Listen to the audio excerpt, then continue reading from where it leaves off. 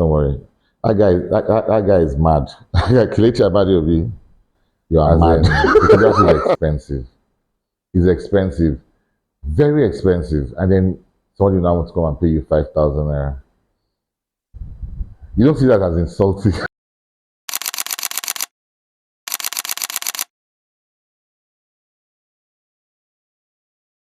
My name is Omoh Atafo. I'm a photographer. I've been doing this for 23 years, I think. I have to check. Okay, now mine is a funny story. All right, some people say they've always loved it. Mine is a very different story. I was never dreaming of being a photographer. I was never anything. I dabbled into photography by mistake. I was working in a photography studio in Port Harcourt, Pro Shots, and I was working behind the counter as I was taking notes and booking jobs. And one day, one very fine girl, I said mine is this funny story, I said it already. Anyway, one very lovely girl entered the studio. She came with her friends, and apparently her friends dragged her into the studio because it was her birthday. And she was like, "No, I don't want to take pictures. I'm not photogenic. You just want to laugh at me." You know, at the end of the day, they took her into the studio. They took her pictures. And when she saw her pictures, she was wild. She was hugging the photographer. She gave the photographer a text, collected the photographer's number. She didn't notice me. I was there behind the counter. I saw her first, but she didn't notice me. And that's how she left. I wanted that attention. I wanted that attention. That was it. That was it. The attention that guy that I'm taller than, finer than, gets swag pass, got all the attention from the girl because he took her pictures. You know, and that was it for me. After that day, I started learning about photography. I started entering the studio, and before you knew it, I took over the studio. No. I know that when I broke off from Pro Shots and started my own, I started with menial jobs, so it didn't matter how much I was being paid. I just wanted to do my job, not working for anybody. So no, I don't remember how much I was paid. I know I charged very low. Then after that, I had an investor that invested in me, got some equipment, my own camera, real camera and everything, computer, printers, and then the plan was to get the jobs, paying back, you know, and all that. And it was just tedious. Before I really came on my own man was, I would say, like 4 or 5 years after I started photography on my own, not working for somebody. It was hard. But I can't remember how much I was paid. That was a long time ago. No, I can't. What I did with the money, maybe I went to drink beer. I don't know. I can't remember. I don't know. At Pro Shots, there was a lady there called Sheyi. Now, Sheyi taught me how to turn a picture to black and white, and how to lighten and darken a picture in Photoshop. After that, she didn't have my time. But because I was gingered, everything is on YouTube. Everything is on YouTube. You can make a bomb from YouTube. You can cook from YouTube. Just find the pages. So I started doing my own research. YouTube pages, Instagram pages. There's this other site called photoshopessentials.com. You know, you can actually get a lot of tutorials from there. So I would say I'm practically self-taught. Then that's for Photoshop. Then for the camera, I've made a lot of mistakes. All right, I am that person that I can boldly say that there is no mistake in photography that I've not made, and I have learned from the mistakes. I have lost white and traditional wedding. Oh God. Oh boy, that guy would have jailed me. I have lost traditional and white wedding, as in the hard drive crashed and there was no backup. I have gone for an event and my camera died there. I have gone for an event and my battery died, no backup. You don't want to hear. Trust me. As in, when people see all the bright sides, you don't know the chaotic aspects. People that do strictly studio photography, they don't know what happens in the field. All right, they have no idea. In the field is madness, and I have been there. I have done that. I have survived it, and I'm here.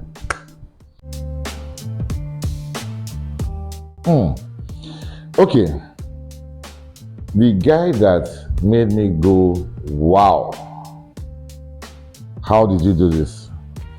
His name is Kelechi Amadiobi. He covered, there was this female artist.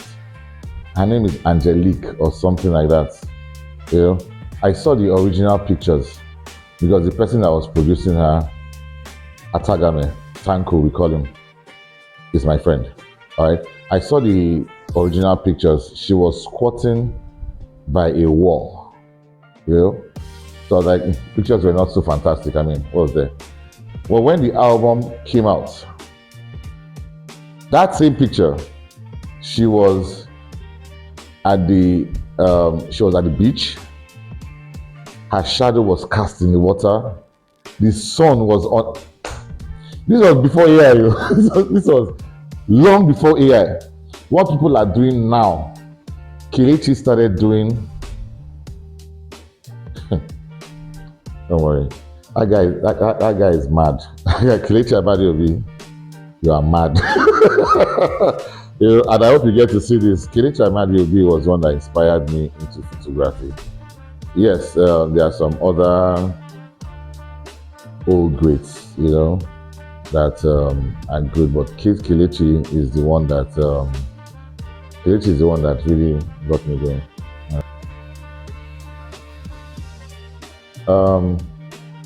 Yes, I have rates for studio photography in the studio. I have rates if I'm going to take the studio to your place or to a location.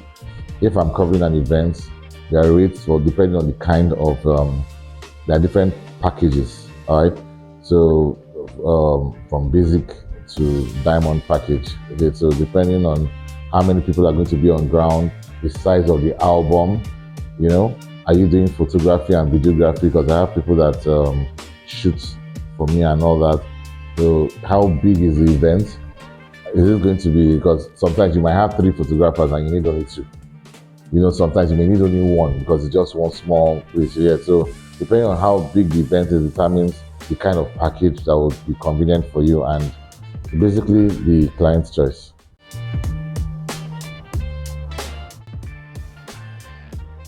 Okay, like I've told everybody that's ever worked under me, anybody can take a picture, but it takes a creative person to capture a moment. All right, moments cannot be recreated. Anybody can take a picture, gather, I smile, face me, say cheese. Anybody can do that, and that's why when I'm covering, maybe this is why I prefer covering events to studio photography, because there are so many moments that you just need to capture. You need to be ready, finger on the trigger, anticipation. That guy, that moment, you will never get it again. So you have to, once you are looking around, you see something is about to happen, you prepare for it to happen. You already know that after this may happen. It may not happen, but you are ready for it. So you are constantly looking around. I don't get tired during an event because I'm looking for moments. So when the client is going through his or her album, when did this happen? When did you take this? Those are my highlights. And many people have told me that I'm more of a photographer than a businessman, because I agree. because I don't know. Once you start praising me, it's as if you paid me. I don't know, as in, maybe that's why I never hammer yet, because I like those highlights, those, wow, you took this, you see that thing, my belly will just dey sweet me. The money is an afterthought. Yes, I know. I believe money now. I will survive. But you see that, wow. You It was very sweet. Oh man, seriously, as in I'm constantly looking around. So when I have boys working for me and then they're pressing phone, Jesus Christ. Ah, okay, let me not start calling names. I will start calling names. They are pressing phone, they are seeing that we're relaxing. I say, oh, that these new photographers of nowadays. I don't blame them, sir. As well. Alright, cool.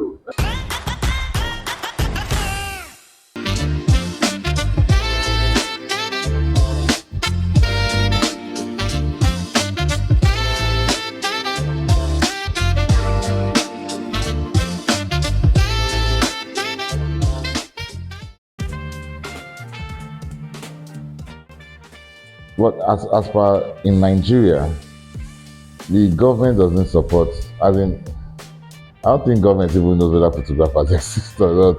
So, I mean, what are we looking for government? Nobody's looking for government for anything. Everybody helps themselves yet. But I wish we had things that could actually boost people into photography, because photography is not easy. It's not just taking pictures. There's an art to photography. Is photography being taught in schools? I don't know. I doubt it. I've not heard about photography being taught in any school. You know, and today's day and age, it's the people that have actually handwork that are going to survive tomorrow.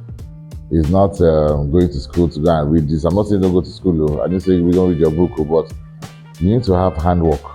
And photography is actually very good. At the end of the day, after you spend millions on food for a wedding or for an event, you spend millions to make the place very fine. At the end of the day, what do you have? The pictures. That's the only thing that you take home with your pictures. So photography can never die. But if you're talking about support for photography, I guess it's just an individual thing. So there was this thing I saw about an old school photographer online against the new school photographer who used a digital camera. So you know them take the guy's photograph and the guy was like, man, don't snap me. If you want to do real photography, don't use digital. Okay, you see, that guy is just what's the word I want to use now? I mean, his old school has to grow up. That's what I have to say. I used a film camera. Right from my dad had film cameras, plenty, So I never watched any. He was one I used to go to watch the films and all that. But I took pictures on a film camera. Things change. You have to move with the times. If not, the times will leave you behind. Yet now there's not. What does it? I mean, things are improving. From the film camera, we now have the DSLR cameras. Now we now have the mirrorless cameras. To me, when I see people using mirrorless camera, I think they are cheats. Yes, because the mirrorless camera, everything is automatic. Everything is automatic. It just takes everything. For the DSLR, if you shake too much, you will get blurry pictures. You have to be steady, and but for the mirrorless, everything will just digitalize and arrange everything by itself. Bloody cheat. So I can as well be beefing the people that are using mirrorless the way the film camera Polaroid do with beefing. No, you don't do that. You don't do that. A creative picture is a creative picture, regardless of how it's taken. I posted something on my page. Somebody gave me a picture that was taken in the 50s. The picture was dead, torn, distorted, and I restored the picture. 2026. I don't know if at the end of the day you can show it on the clip and all that. Yet I restored the picture in 2026 digitally. I scanned the picture. I used Photoshop and part of AI, and I recreated the picture. And the guy loved it. When he showed it to his mom was still alive. When he showed it to his mom loved it, and they paid happily. happily. So you cannot, there is nobody from the old age of Polaroid that can restore that, do what I did now. You have to move with the times. And me that I'm claiming I'm old school, if I did not move small, small, I would not be able to do the job. Well, I know I've not moved enough. One day I said, let me try street photography. In this Aja, took the girl to the road. Let us see, before you know it, Agbero surrounded us. Baba, baba, baba, baba. I said, I mean, come on now. So we cannot just walk in peace in this. So, I mean, a lot of challenges in photography, but nothing that we cannot overcome.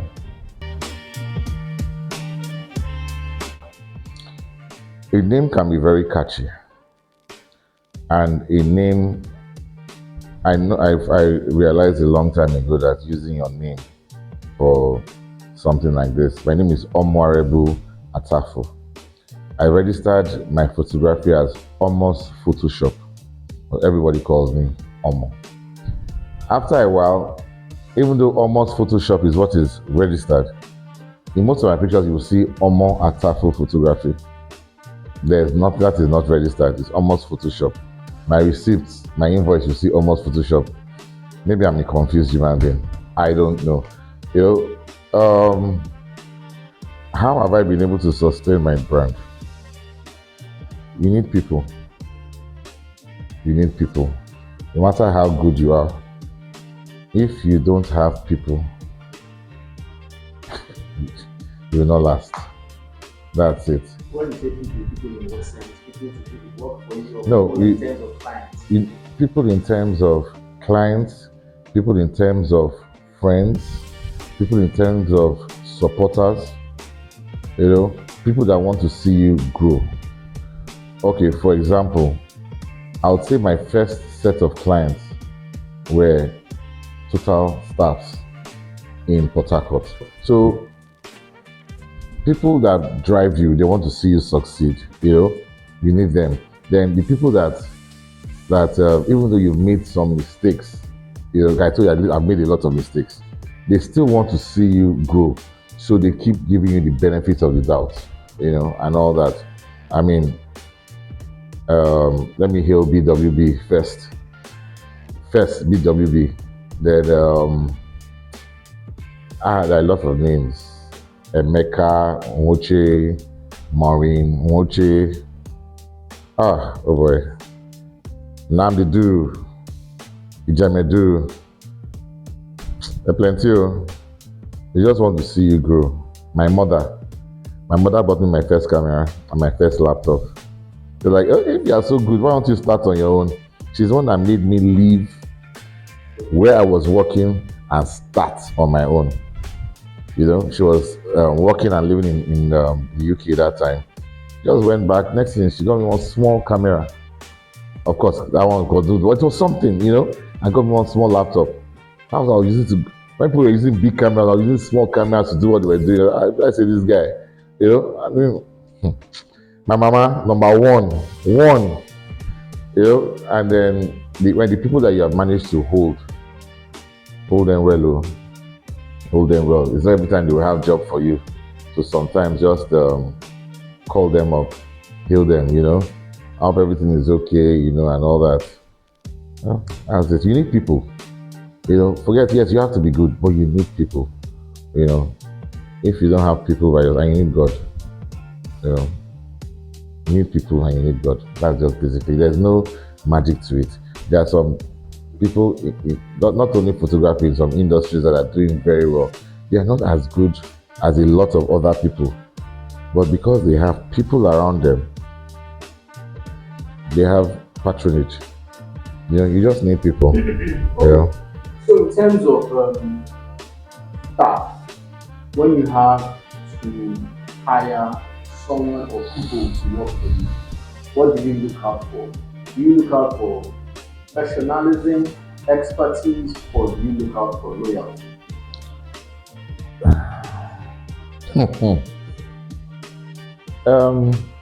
Okay, first of all, I don't have people that work for me. I have people that work with me. I told you I have always been on my own. All right. So if I have a job and I need extra hands, then I call out one or two people. Are you free? Are you free? We agree on terms and I pay them. So as at that point, what is more important to me is expertise. Because if I am taking, let's say level 1 to level 10, if I'm taking pictures at level 8 and above, and you are taking pictures at level 2, 3, and I'm supposed to combine the pictures together to make an album to tell a story, it can't work. It can't work. So I need people to be at least close to my level. So people that know the kind of pictures I like to take. I like to capture moments. I like to tell a story. I don't take random pictures. So as at that point, I need people that understand the way I work. And it is the way I work that has kept me going and kept some people still with me. They like the way I tell my stories. So if I work with you once, twice, and you cannot meet up, that's the end. I don't call you again. So I try and train you as much as I want, but I said, you don't work for me, you're working with me. For every job I call you into for, you have to give me my standard. When you're doing your job by yourself, that's your business. Do anything you want to do. But when you're working with me, if you're not giving my standard, that's the end. That's the end. I don't play with standard. I don't play with it. I don't play with it. I'm a very flexible person. All I know is that my pictures must be standard. Yet, I'm not a stiff person. I like to have fun. I don't like boring. I get bored easily. Yet, so I don't have principles per se. Just when I'm working, I'm working. In between, I can take a drink, those kind of things and all that. But then again, as long as my pictures are standard, I don't really care about anything else. Seriously, I don't really. Some people say I have to. Okay, there's only one thing, and I'll say that my in-law Nnamdi Duru taught me. At first, I used to, when I'm going for an event, I want to be comfortable, But I now realize that being comfortable might be digging your own grave because you want to wear t-shirts and whatever. They now look at you as ordinary. When I say, so because of the way I'm dressed, because I want to be comfortable, I don't want to sweat. So now, if I'm going for an event, I dress. Sometimes they dress past the person when they do the event. So that instead of saying, hey, photographer, they say, excuse me, excuse me, excuse me, that kind of thing. So they just look at, I just really wish that the way people perceive photographers in this country would change. They look at photographers as, we are not hungry now. Okay, like I said, some people they spoil our work. You are covering an event, and they will not give photographer food. Photographers will be begging for food. Why? We don't get food for us. And sometimes there should even be room for maybe photographers chop so that they can do their work. Photographer can't beg for food. As in sometimes when my boys are working, I would go out and make sure that they eat. I'm like, what is that now? As in it doesn't make sense. Yeah. They will pay. There are some event planners. Now no. As in the way they look at photographers need to change. I have suffered that a lot.